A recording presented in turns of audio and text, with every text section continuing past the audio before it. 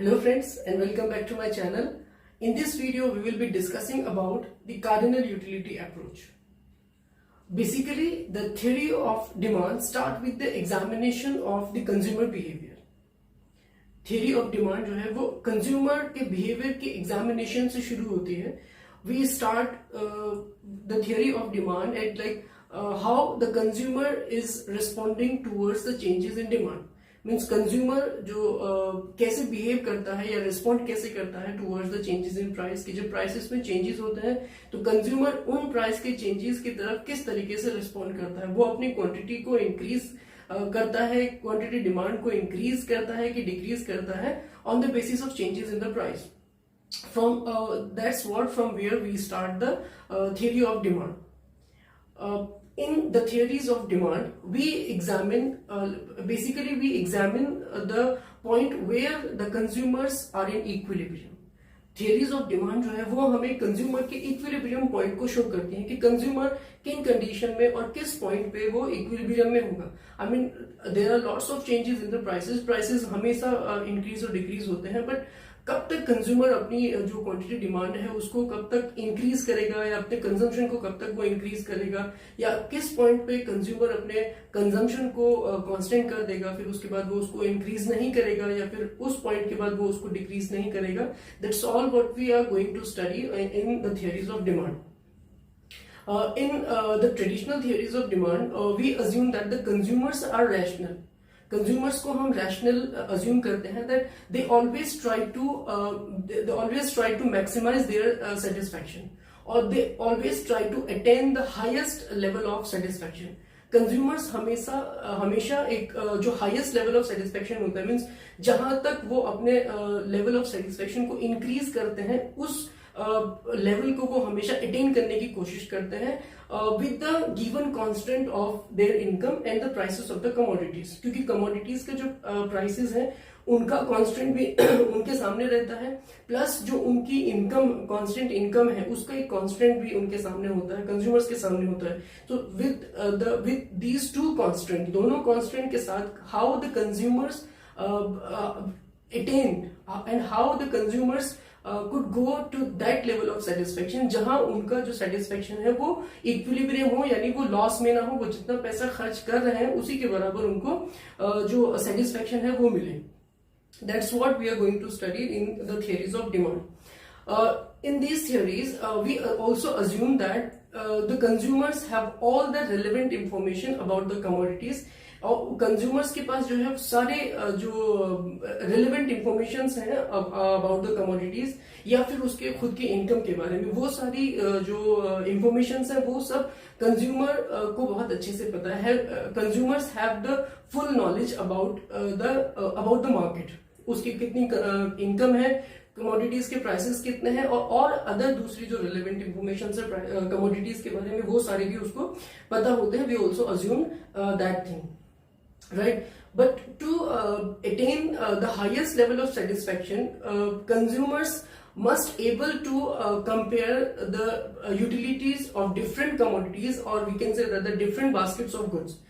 Consumers को अगर highest level of satisfaction को अटेन करना है या गेन करना है तो मार्केट में जो डिफरेंट कमोडिटीज हैं या फिर जो बास्केट्स ऑफ गुड्स हैं उनकी जो यूटिलिटी है कंज्यूमर्स को उनको तो कंपेयर करना पड़ेगा. After comparing, he can choose that best good which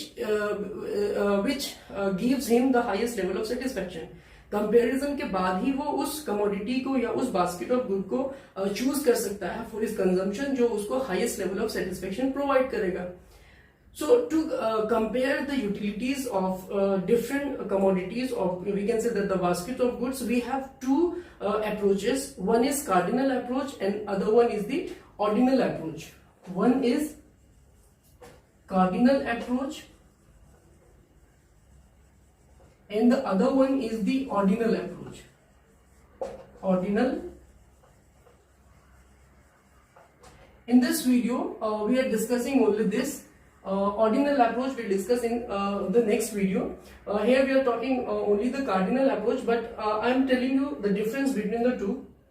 According to the cardinal approach, utility is the power is the want satisfying power of a commodity. Utility को हम डिफाइन करें तो यूटिलिटी किसी भी कमोडिटी की वो पावर होती है जिससे वो कंज्यूमर की जो वांट होती है उसको सेटिस्फाई करता है, और इसलिए हम बोल सकते हैं कि want satisfying power of a commodity is called the utility. तो कार्डिनल अप्रोच कहता है कि utility can be measured in any cardinal number, और we can say that in the quantifiable number. Cardinal number like 1, 2, 3, 4 etcetera, means हम इन numbers में utility को measure कर सकते हैं, या फिर हम ये भी बोले कि यूटिलिटी को हम मनी टर्म्स में मेजर कर सकते हैं। On the other hand, this ordinal approach was of the view that no cardinal utility cannot be measured in any quantifiable number because it is a subjective entity। क्योंकि जो utility है वो एक subjective entity है, I mean psychological aspect है, तो हम उसको मनी की टर्म्स में मेजर नहीं कर सकते हैं। This is the view, this is according to the ordinal approach, but let it be, will discuss in the next video thoroughly. Here in this video we discuss only on the cardinal approach. So as I told you that cardinal approach was of the view that utility can be measured in the cardinal, or we can say that quantifiable numbers like 1, 2, 3, 4 etc.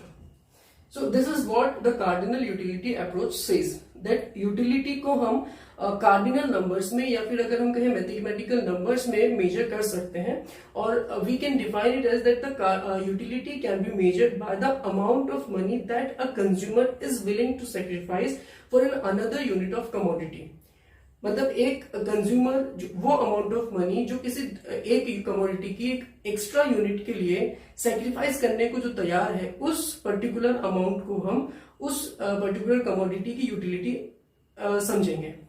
हम उसी को उसकी utility कहेंगे कि जितना भी कोई consumer किसी कमोडिटी की एक एक्स्ट्रा यूनिट के लिए जो पैसा देने को तैयार है, या अमाउंट ऑफ मनी जो देने को तैयार है, वही उसकी यूटिलिटी है। This is what the cardinal approach says. And there are certain assumptions of this cardinal utility approach, and the assumptions are that the first assumption is rationality. Second assumption is cardinal utility.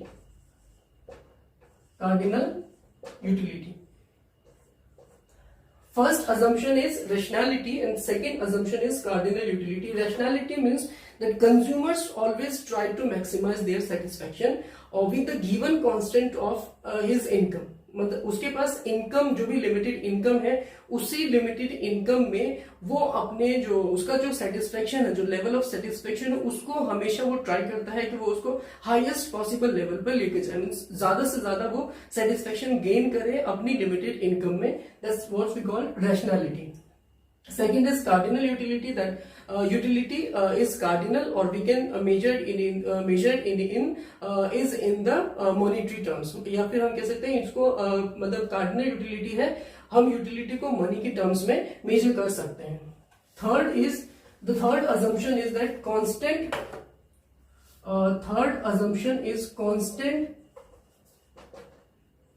marginal utility of money.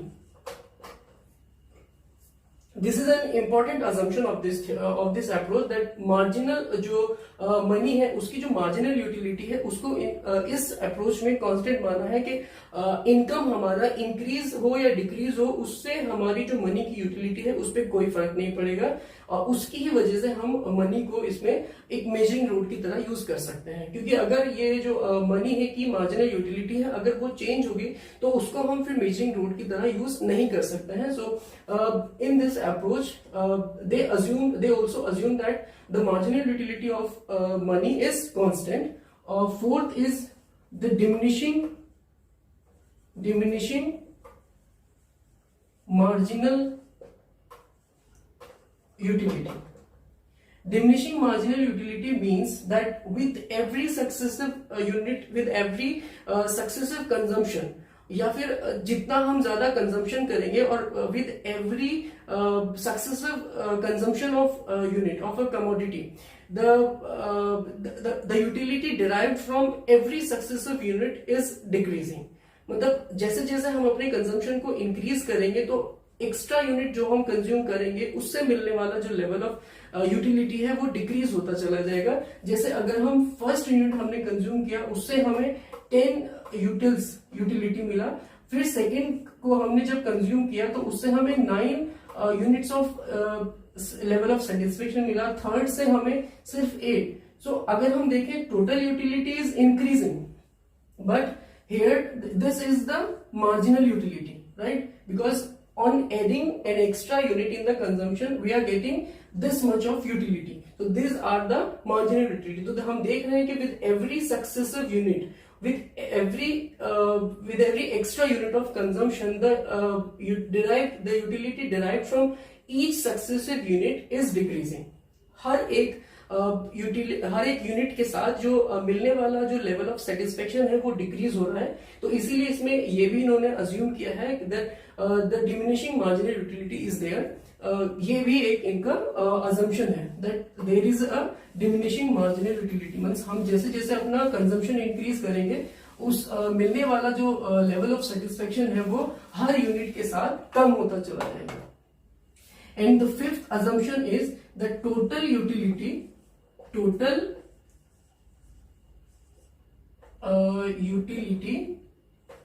depends on the individual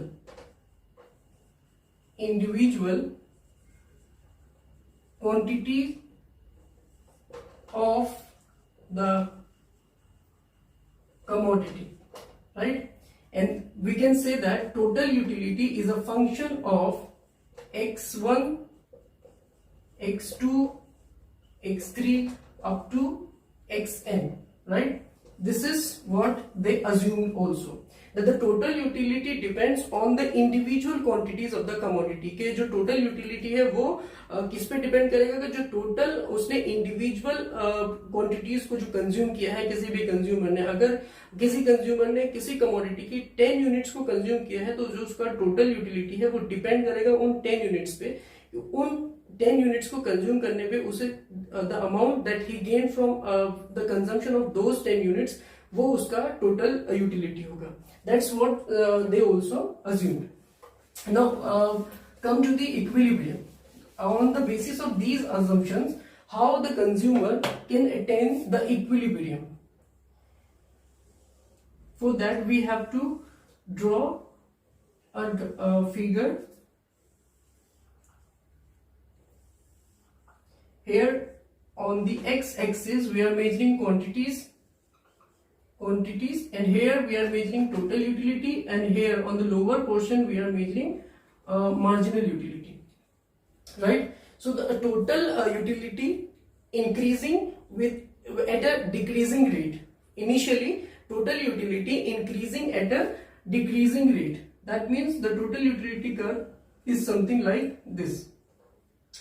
After consuming the X quantity, the total utility is constant at this point, and marginal utility is of X. Marginal utility of this commodity X is the slope of this total utility curve, is the slope of this total utility function of X, and it is a downward sloping curve. This is the downward sloping marginal utility curve, and we see that after consuming the X quantity consume करने के बाद जो marginal utility है वो negative हो जाता है. And the marginal utility curve is a downward sloping curve, because with every successive unit of consumption the जो मार्जिनल यूटिलिटी उसको गेन हो रहा था हर एक सक्सेसिव यूनिट के साथ वो डिक्रीज होता रहता है, इसीलिए जो मार्जिनल यूटिलिटी कर्व है हमारा वो डाउनवर्ड स्लोपिंग है। और क्योंकि जो ये टोटल यूटिलिटी कर्व है वो that curve is of this shape because total utility increases initially we at a decreasing rate and after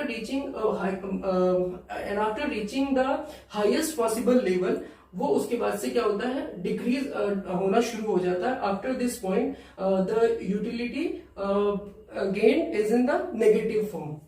तो अगर ये एक्स क्वांटिटी के बाद भी अपनी जो कंजम्पशन है उसको अगर स्टार्ट रखता है तो उसको जो मिलने वाली यूटिलिटी है वो नेगेटिव में चली जाएगी, मीन्स उसको कुछ नुकसान भी होता है। जैसे अगर ओवर ईटिंग के बाद कभी कभी होता है कि वोमिटिंग शुरू हो जाती है, तो वो जो वोमिटिंग होती है that are the negative utilities, वो नेगेटिव यूटिलिटी होती है क्योंकि अगर हमें कंज्यूम उतना करना है जितना हम उसको डाइजेस्ट कर सकें।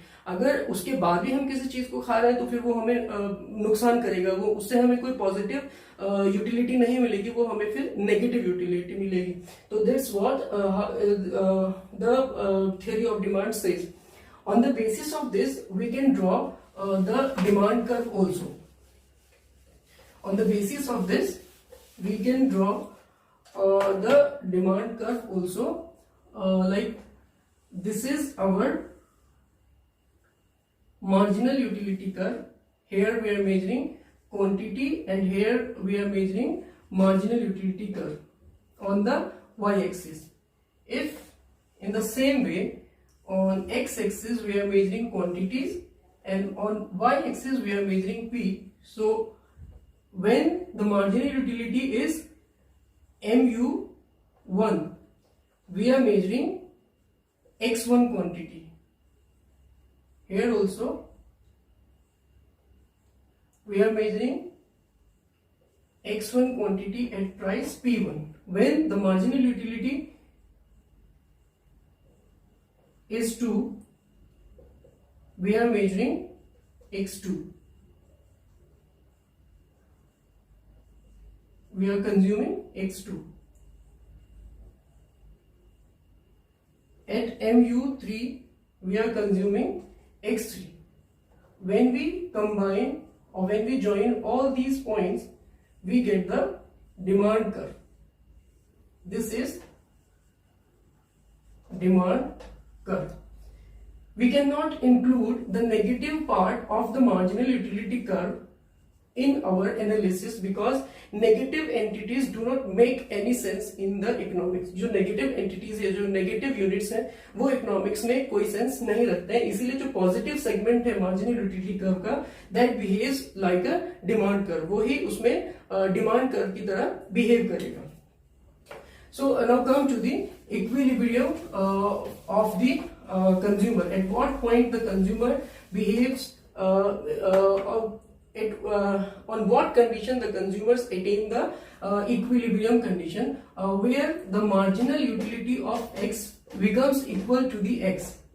At this point, the consumers will be in equilibrium. जब उससे कमोडिटी से मिलने वाली जो यूटिलिटी है वो उसके प्राइस की इक्वल हो जाएगी, उस पॉइंट पे कंज्यूमर क्या होगा, इक्विलिब्रियम में होगा। In a simple model of single commodity, in case of single commodity of X, consumer क्या होगा, अगर उसके पास एक मॉडल है, हम मान लेते हैं एक सिचुएशन है जहां पे सिर्फ कंज्यूमर के पास एक ही कमोडिटी है, उसको अपना पूरा इनकम उसी कमोडिटी के ऊपर या तो पूरा खर्च करना है या तो उसको पूरा बचा लेना है। Either he has to spend all his income और either he retain his income. उसके पास दो ही ऑप्शन है, या तो पूरा खर्च करे या तो पूरे को सेव कर ले।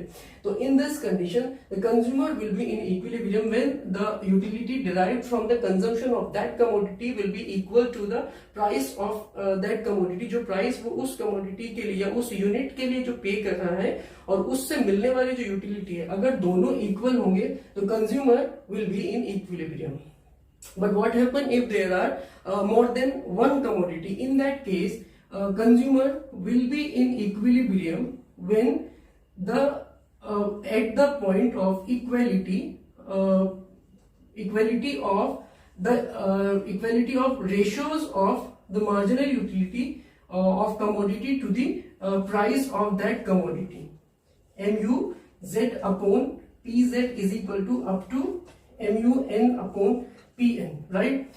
If there are n numbers of commodities, in that case the consumers will be in equilibrium at the point of equality or equality of the ratios of the commodities to the price of the commodity. So अगर उसके पास n number of commodities है तो वो equilibrium में होगा जब marginal utility of x divided by px equal होगा to the ratio of marginal utility of y commodity to the price of y commodity equals to marginal utility of z to the price of z equal to up to n numbers of commodities.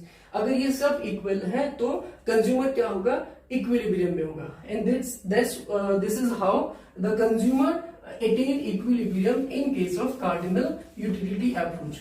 There are certain limitations also of this theory, and the first criticism of this theory is the cardinal approach. Cardinal utility is the assumption of cardinal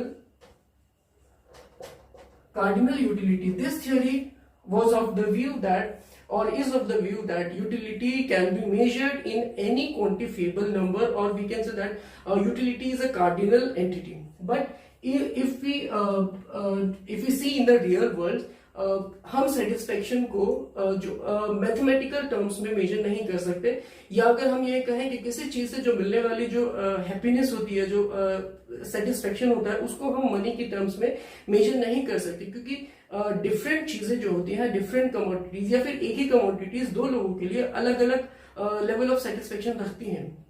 जैसे एक जो teacher है उसके लिए pen की कुछ और value होगी, लेकिन जो एक एक अनपढ़ जो आदमी है उसको पेन की जरूरत उतनी नहीं होती, तो उसके लिए पेन की यूटिलिटी बिल्कुल बेकार है.